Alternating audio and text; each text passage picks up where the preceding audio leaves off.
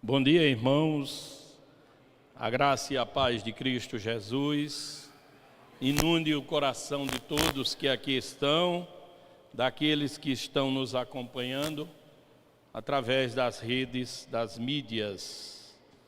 Que manhã maravilhosa, né? Um dia chuvoso como foi ontem e hoje uma manhã de sol. Deus nos brinda, né? Com essa manhã agradável e com esta oportunidade que muitos mesmo queriam estar no nosso lugar e não têm condição. E graças a Deus por estarmos aqui. E o Senhor nos instrui hoje a tratarmos sobre um salmo, Salmo 8, da autoria do poeta de Deus, Davi. Mais um salmo de Davi, né? São cerca de 72 salmos compostos por este rei, guerreiro e poeta, profeta de Deus. E este salmo, como todos os demais, tem muito a nos instruir, a fazer-nos analisar nossas vidas e como estamos diante de Deus, como o que Ele requer de nós. Salmo 8, a versão que eu vou ler, é a revista atualizada. Diz assim: Ó Senhor, Senhor nosso, quão magnífico em toda a terra é o teu nome, pois expuseste nos céus a tua majestade. Da boca de pequeninos e crianças de peito suscitaste força, por causa dos teus adversários, para fazer emudecer o inimigo e o vingador. Quando contemplo os teus céus, obra dos teus dedos, e a lua e as estrelas que estabeleceste, que é o homem que dele te lembres? E o filho do homem que o visites? Fizeste-o, no entanto, por um pouco menor do que Deus, e de glória e de honra o coroaste. Deste-lhe domínio sobre as obras das tuas mãos, e sobre seus pés tudo lhe puseste. Ovelhas e bois, todos, e também os animais do campo, as aves do céu, os peixes do mar, e tudo que percorre as sendas dos mares. Ó Senhor, Senhor nosso, quão magnífico em toda a terra é o teu nome. Amém. Obrigado, Senhor, por esta bela manhã, por esta palavra abençoada. Digo como Samuel, fala, pois os teus servos te escutam. Em o nome de Jesus. Amém. Irmãos, o reconhecimento é algo que nos agrada. Todo filho de Adão gosta e busca ser reconhecido. Mas que esse reconhecimento não cause em nós empáfia, orgulho, autossuficiência de que eu posso, eu sou, como muitos incorrem neste erro. Não, mas é bom reconhecer. E todos gostamos disso. E aquele que nos criou e que colocou em nós esse desejo, essa vontade, essa realização no reconhecimento, muito mais ainda Ele. E o salmista, nesse salmo, vai, em forma desta poesia, desta melodia, deste cântico, para o seu povo e para nós, povo de Deus, expor, pasmar, ficar abismado diante da grandeza deste Deus e de o que nós somos perante Ele. E ele faz essa análise numa época em que ele não tinha sequer as condições tecnológicas favoráveis para analisar as dimensões, os espaços, as medidas, que ele tão somente pelo Espírito intuía a grandeza da criação de Deus. E somente isto, só essa intuição, fazia Davi ter uma gratidão imensa por ele não ser nada E um ser tão grande, tão potentoso, tão infinitamente grande, dá atenção a ele. E é isto que nós vamos discorrer nesta manhã, nos versículos que Davi compôs neste salmo. E ele inicia de uma forma maravilhosa, como um salmo de louvor e de agradecimento. Ó Senhor, Senhor nosso. O primeiro Senhor está todo em caixa alta, né? É o Javé, é o Senhor do pacto, é o Deus da aliança. Mas esse Deus não é um Deus aleatório, não é um Deus distante, não é um Deus que é comum como o Deus das nações que Davi habitava naquela região e que todas, ou a maioria das nações pagãs que o circundava. Não, esse Deus é diferente, esse Deus é meu Deus. É esse o reconhecimento inicial que Davi faz dessa expressão. Deus não é um Deus distante, não é aquele que está intocável, que não pode ser acessado, não. Senhor nosso, Senhor meu, Senhor que eu posso buscar, Senhor que eu posso recorrer, Senhor que me entende, Senhor que me criou e que comigo fez uma aliança e que tem empatia comigo mesmo não sendo nada. É isso que Davi está declarando, é isso que Davi deixa registrado e que o Espírito Santo permite que esteja nas Sagradas Escrituras para que nós entendamos isso, que Deus não é o Deus do outro, Deus não é um Deus no atacado, Deus é o meu Deus, é aquele que eu posso, como disse Jesus, entrar no quarto, fechar a porta e marcar uma audiência imediata, instantânea com Ele. Ele vai dizer mais: quão magnífico em toda a terra é o teu nome, porque é verdade, irmãos.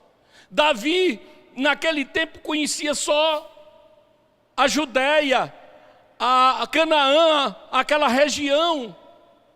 Davi não conhecia a Europa, Davi não conhecia as Américas, a vastidão do universo, do planeta Terra, mas Davi também por intuição, pelo Espírito Santo, ele sabia que a criação de Deus era magnífica lá na Palestina, quanto no Brasil ainda, que iria ser descoberto muitos séculos depois, milênios depois.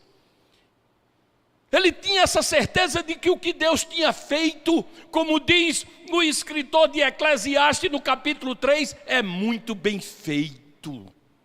Deus não fez nada faltando que a gente possa consertar. Pelo contrário, nós é que desmantelamos o que Deus fez perfeito.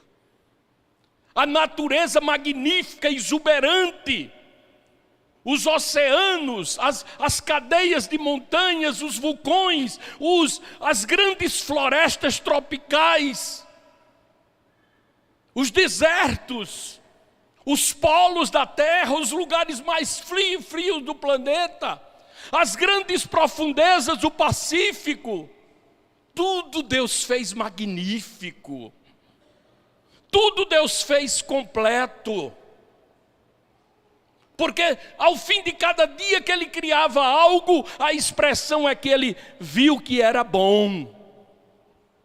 E o salmista está aqui entendendo isso, expondo isso, para que não fique só com ele essa certeza, essa convicção, mas que nós aqui neste domingo de sol, no século 21, também entendamos que a obra do Senhor é magnífica em toda a terra.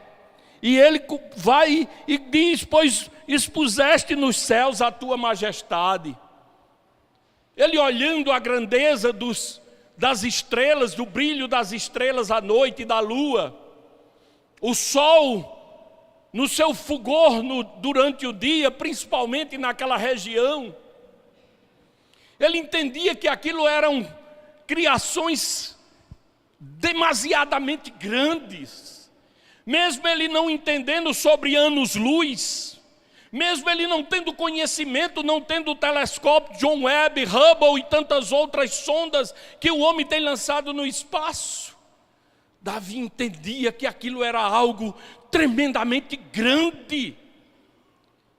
E como ele diz no Salmo 19, os céus proclamam a glória de Deus e o firmamento anuncia a obra de suas mãos. E Paulo vai dizer sobre isso em Romanos no capítulo 1, a partir do versículo 18, quando ele diz para o gentio que mesmo não tendo a lei, mesmo não tendo a revelação específica particular, tem a revelação genérica, tem a revelação comum, tem a revelação da criação, porque é impossível que alguém não olhe para estas coisas, para esta grandiosidade e não entendam. Como diz um ramo da ciência, que não declara a Deus, mas que crê num design, né? Num design inteligente. O professor Adalto Lourenço falava muito sobre esse ramo, dos colegas cientistas dele, né? Que não declaram Deus, mas quando olham para uma esfera como a nossa, em que estamos nela, com cerca de 6 sextilhões de toneladas. O que é isso? É um 6 acompanhado de 21 zeros. É o que mais ou menos pesa nosso globo. Numa rotação de quase 1.700 quilômetros. E numa translação de mais de 100.113 quilômetros ao redor do Sol. Já pensou? Que coisa magnífica! Que coisa grandiosa! Se ela girasse a 2.000 quilômetros, os ventos sobre a superfície seriam insuportáveis, seriam mais de 300 quilômetros e não ficaria ninguém sobre a face do planeta. Se ela girasse menos, os dias seriam longos demais e aonde o Sol incide, mataria tudo. Mas ela gira na rotação certa e viaja ao redor do Sol durante um ano, numa velocidade exata, para que eu e você pudéssemos estar aqui hoje de manhã, reconhecendo que Ele é supremo, que Ele é o Senhor, que Ele é o Criador. E Davi, mesmo sem ter em mãos esses dados, Davi dizia: como é grande, como o céu, como a grandiosidade do firmamento, anuncio as obras das tuas mãos. No versículo 2, ele diz: da boca dos pequeninos, de pequeninos e criança de peito, suscitaste força por causa dos teus adversários, para fazer emudecer o inimigo e vingador. Deus não é só o Deus transcendente, que está na distância, que está na grandiosidade lá da criação, longe, infinita. Deus é o Deus imanente, que está também entre nós, até nas coisas menores, porque o Deus que criou a maior estrela do universo é o Deus que cria a célula, que bilhões dela compõem cada um de nós. E dentro dessas minúsculas células há verdadeiras usinas trabalhando para fornecer-nos vida. O sol e todas as grandiosidades é obra das mãos dele, como também o átomo, ou a menor partícula que possa ser detectada, é obra das mãos dele. Tudo foi criado por ele, e tudo bem feito, e tudo correto. Nós é quem desmantelamos. E quando o salmista fala da criança, do louvor que sai da boca da criança, não nos esqueçamos da promessa de Gênesis, em que o Senhor disse ao homem, quando este cometeu a arbitrariedade que cometeu, que da semente da mulher nasceria um que esmagaria a cabeça da serpente. Ou seja, em cada vida nova, em cada ser indefeso, podemos renascer em nós esta esperança de que é dos pequenos, é do insignificante, é daquele que nada às vezes alguém valoriza ou que entende que tenha capacidade, que Deus levanta socorro para aqueles que nele confiam. E é isto que o salmista entende. E é daqueles que se sentem assim, como nós lemos hoje na abertura, nas bem-aventuranças. Bem-aventurados os pobres de espírito. Não é pobre em dinheiro. Não é desse tipo de pobreza. Jesus estava dizendo daqueles que olha e diz, eu estou, como diz o Matuto, eu estou pebado. Eu estou de carro atolado. Eu não tenho nada. Eu não sou nada. Eu sou um miserável, pobre, cego e nu. E chora por sua miséria. Estes são bem-aventurados. Por isso, da boca dos pequeninos, daqueles que não têm maldade, maledicência, daqueles que não têm aparentemente o poder para se defender, sai verdadeiramente a adoração que Deus quer ouvir. Porque não é por minha força, não é por minha capacidade, não é pelo que eu sou, o que eu tenho, é pelo que Ele fez por mim. Versículo 3, quando contemplo os teus céus, obra dos teus dedos, e a lua e as estrelas que estabeleceste. Olha bem, quando ele vê isso, ele faz o questionamento que pode ser o ponto central dessa leitura. Versículo 4, que é o homem que dele te lembres, e o filho do homem que o visite. Eu passei uma foto ali para os irmãos expor aí, se der para vocês verem. Talvez não dê porque é muito claro, né? Dá para ver alguma coisa? Não. Vejam bem, eu já falei sobre essa foto aqui na igreja. Essa foto foi tirada pela uma sonda espacial da NASA lançada em 1977. E que mais ou menos em 93 ela já a 6 bilhões de quilômetros da Terra. Pelo um comando, a pedido de um astrônomo, Carl Sagan, viraram ela para o lado da Terra. Eles corriam até um risco, tá? A história dessa foto, porque o Sol podia danificar todos os aparelhos quando ela virasse para o lado do sistema solar, que ela estava em rota de saída. Mas tirou essa foto, que é apenas uma cabeça de alfinete, ou para quem entende de tecnologia, um pixel, a 6 bilhões de quilômetros apenas. Olha o que nós somos aí, um pixel. Isso, convertido em ano-luz, são apenas 5 minutos, mais ou menos, de viagem da luz. A luz viaja a 300 mil quilômetros no vácuo. Se alguém pudesse viajar à velocidade da luz, gastaria pouco mais de 5 minutos para chegar onde essa foto foi tirada. Olhar para a Terra e ver uma cabeça, um grão de areia. Segundo estimativas dos astrônomos, não é astrólogos, que aí é misticismo, astronomia, que é um ramo da ciência, calcula-se que o universo de ponta a ponta é uma estimativa, isso tem muita suposição, mas uma estimativa. Tenha cerca de 92 bilhões de anos-luz. A 5 minutos de ano-luz, nós somos um pozinho perdido na escuridão. E olha, na época dessa foto, o astrônomo Carl Sagan publicou um livro, e que neste livro ele fazia essa crônica. Percebam, Olhem de novo esse ponto.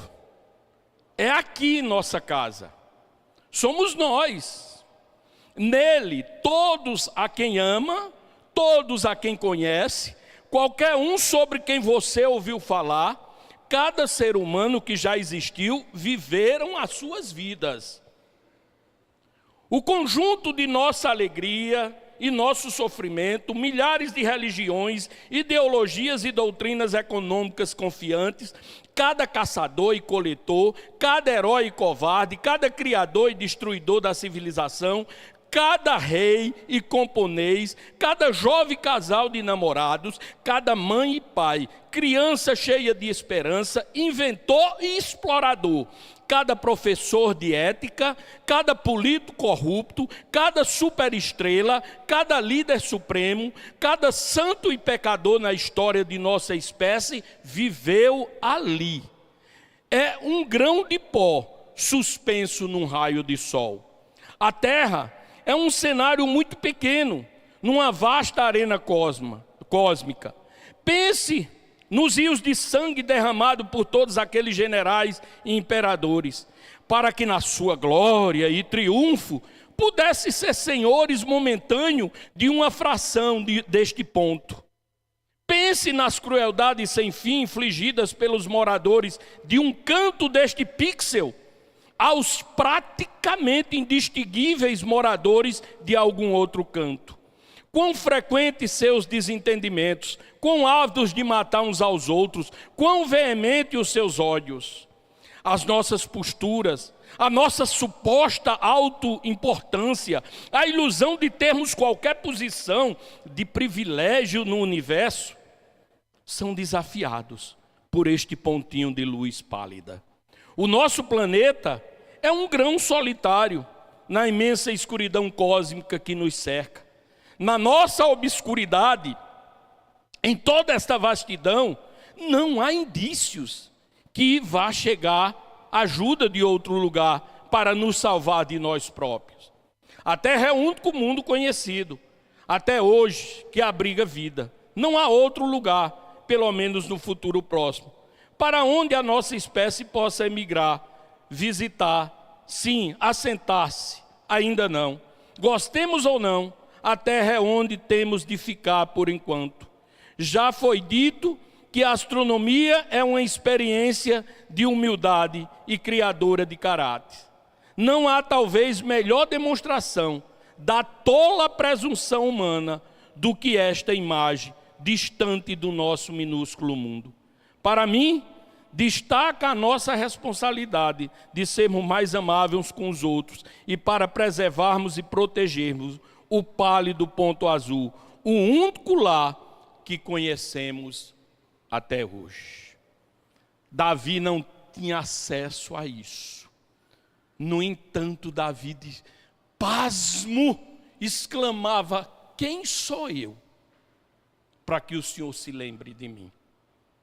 Quem somos nós para que o Criador de tudo isso se esvazie de sua glória, penetre a atmosfera deste minúsculo planeta, nasça como criança, viva uma vida normal como eu e você, diferente de muitos aqui de dentro. Ele nem um transporte tinha. Ele disse para alguém: raposa tem covil e aves têm ninho, mas eu não tenho onde dormir hoje à noite. Era essa a vida do nosso Salvador.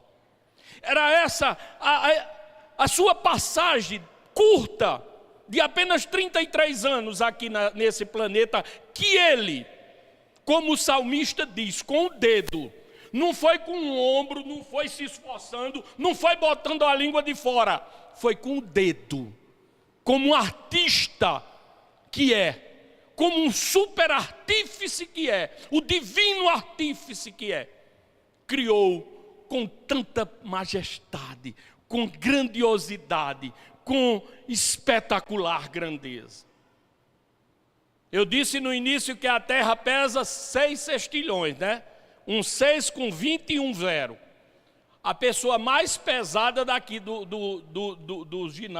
da igreja, a mais pesada, acho que não tem 3 dígitos. Imagina nós, que não temos 3 dígitos de peso, comparado a um corpo com 21 dígitos. Aí é que ficamos pequenos, né, gente?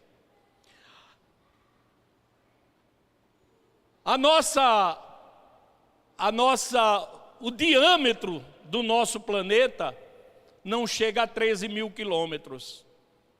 Uma circunferência do nosso planeta chega em torno de 40 mil quilômetros.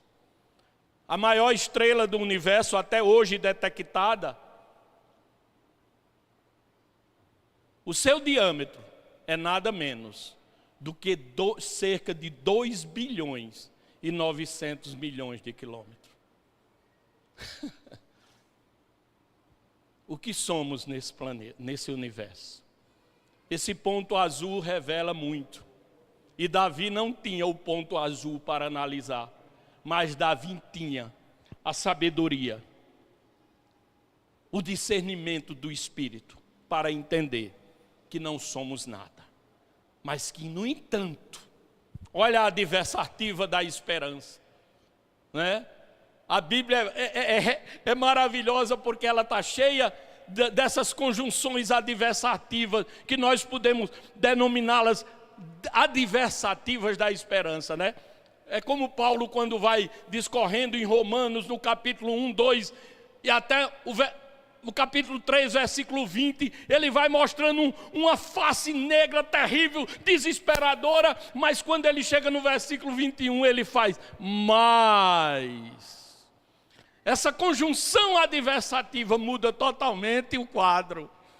A oração de Abacuque, ainda que a economia fracasse, ainda que tudo seja destruído, ainda que, aí lá vem a adversativa, todavia, na história de Deus conosco, irmãos, sempre haverá essa conjunção adversativa que muda o quadro, que transforma tudo. Davi estava pasmo, inquieto, sem entender.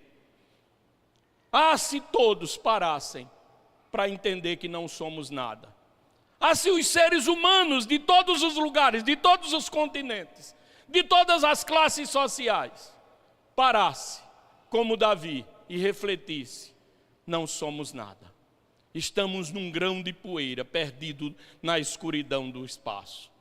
Para Carl Sagan, ele achava que ninguém viria nos socorrer, porque ele era um cientista, claro, cético. Mas para nós sabemos que alguém já veio nos socorrer. Alguém já pisou aqui. E como disse Wesley, é necessário que depois de ti o mundo seja melhor, porque tu estivesse nele. E nos versículos 4, do 5 ao 8, ele vai fazer uma declaração, vai trazer um relato impressionante. Que se a gente olha esse relato, veja bem, olha o relato. Fizeste-o, no entanto, por um pouco menor do que Deus, e de glória e de honra o coroaste. Deste-lhe domínio sobre as obras de tuas mãos, e sobre os seus pés tudo lhe puseste. Ovelha, bois, todos, e também os animais do campo, as aves do céu, os peixes do mar, e tudo o que percorre as sendas do mar. Eita, que incoerência! Davi está dizendo aqui, ele chegou à conclusão de que fomos feitos menores, um pouco menor do que Deus. O que é isso? Que heresia é essa? Será que Davi está sendo herético? Não. Davi está tratando aqui do primeiro homem. Do homem antes da queda. Que foi criado exatamente, não com as qualidades incomunicáveis de Deus ou atributos, mas com atributos comunicáveis de Deus. Como de cuidar, de administrar, Deus criou tudo e deixou agora sob a batuta do homem.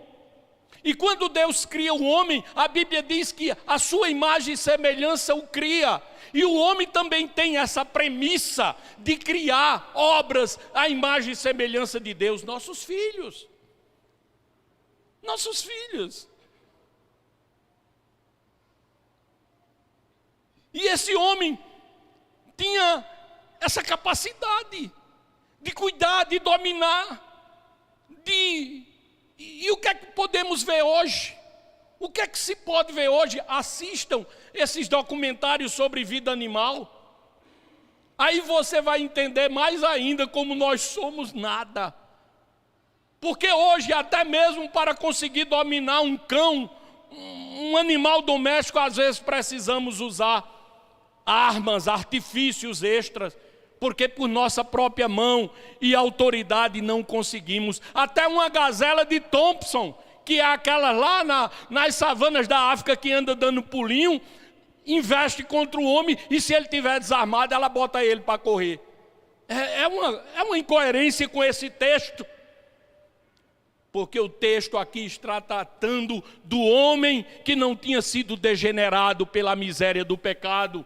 E uma vez degenerado, esse homem hoje é dominado por uma bituca de cigarro, é dominado por um copo de cachaça, é dominado pela cocaína, é dominado pela prostituição, é dominado pela avareza, é dominado pela arrogância, é dominado pelo ego inflado.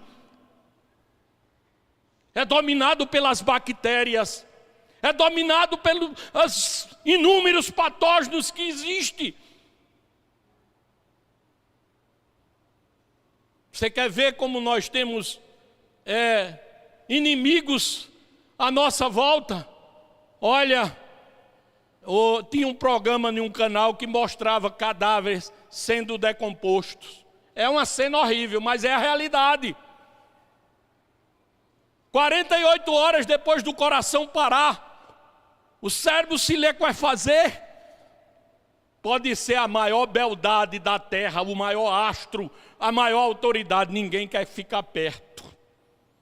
Todo mundo queria tirar uma foto com Elizabeth II, não queria? Queria. Quem quer ficar mais perto do que resta dela hoje? Quem quer ir buscar um autógrafo de Pelé? Não somos nada, gente. Não somos nada.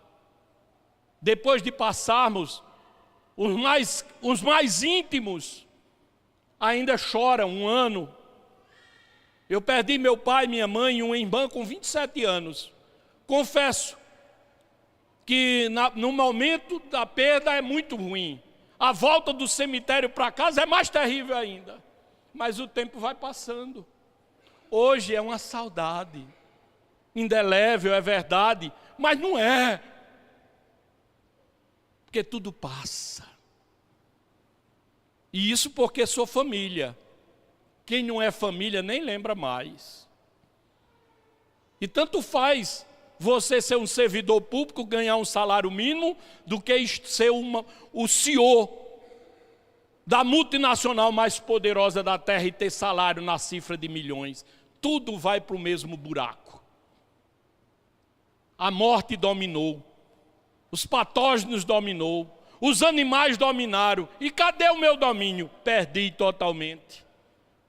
Mas espera aí, meu irmão, lá vem a adversativa da esperança. Mas o segundo Adão veio à terra. O segundo Adão passou aqui.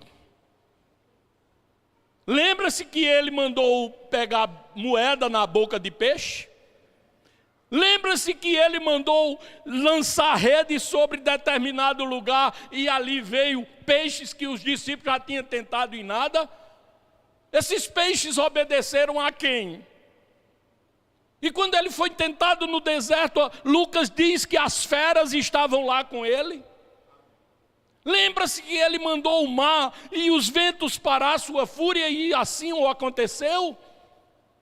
O segundo Adão veio restaurar essa posição que nós perdemos pelo desvio do nosso Pai federal. Então, diante de tudo isso, diante de entender tudo isso, toda essa grandeza desse Deus, né? Porque, olha, sendo realista, muitos daqui de nós iremos morrer e jamais seremos recebidos por uma grande autoridade. E essas autoridades são momentâneas, principalmente política, porque se renova, né?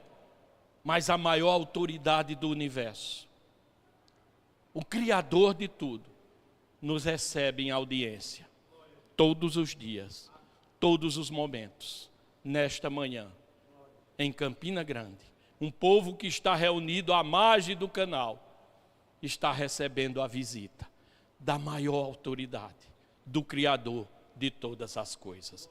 Aí só podemos concluir o salmo dessa forma: ó Senhor, Senhor nosso, quão magnífico em toda a terra é o teu nome.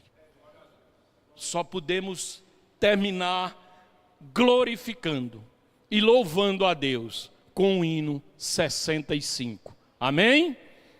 Salmos e hinos 65. Vamos louvar ao Senhor, encerrando neste manhã esta meditação.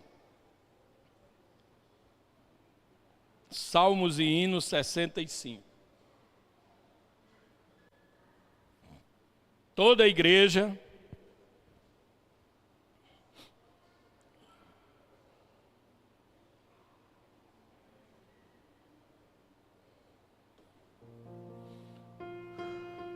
vamos ficar de pé, irmãos, para louvar com todo o pulmão. Vamos declarar o que a letra deste cântico nos diz. Senhor meu Deus, quando eu maravilhado contemplo a tua imensa criação, a terra, o mar e o céu todo estrelado, me vem falar da tua perfeição. Todo em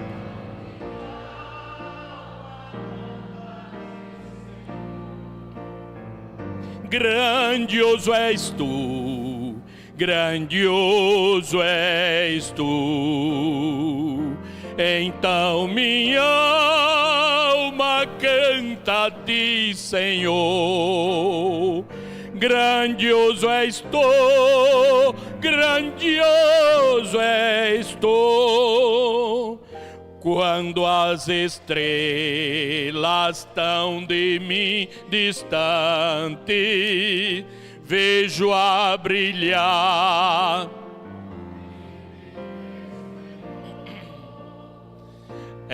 Lembro, ó Deus, as glórias cintilantes. Jesus deixou por meu amor. Então minha alma canta a ti, Senhor. Grandioso és tu, grandioso és tu. Então minha alma canta a ti, Senhor. Grandioso és tu, grandioso és tu. Olho as florestas murmurando ao vento, e ao ver que tu plantaste cada pé, recordo a cruz, o lenho tão cruento, e no teu filho afirmo a minha fé. Então minha alma canta a ti, Senhor. Grandioso és tu, grandioso és tu. Então minha alma canta a ti, Senhor. Grandioso és tu, grandioso és tu. E quando penso que tu não poupaste teu filho amado por amor de mim, meu coração que nele tu ganhaste transborda, ó Pai, de amor que não tem fim. Então minha alma canta a ti, Senhor. Grandioso és tu, grandioso és tu. Então minha alma diz, Senhor, grandioso és tu, grandioso és tu. Oh, glória a Deus.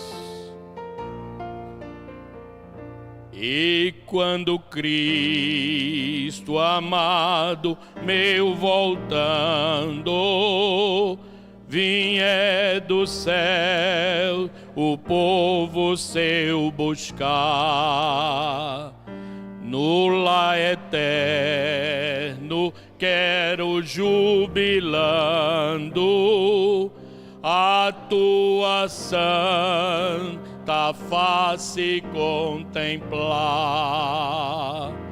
Então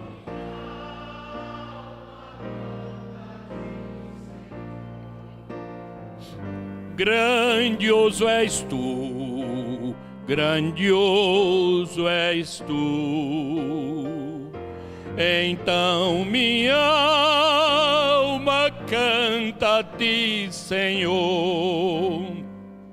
Grandioso és tu, grandioso és tu.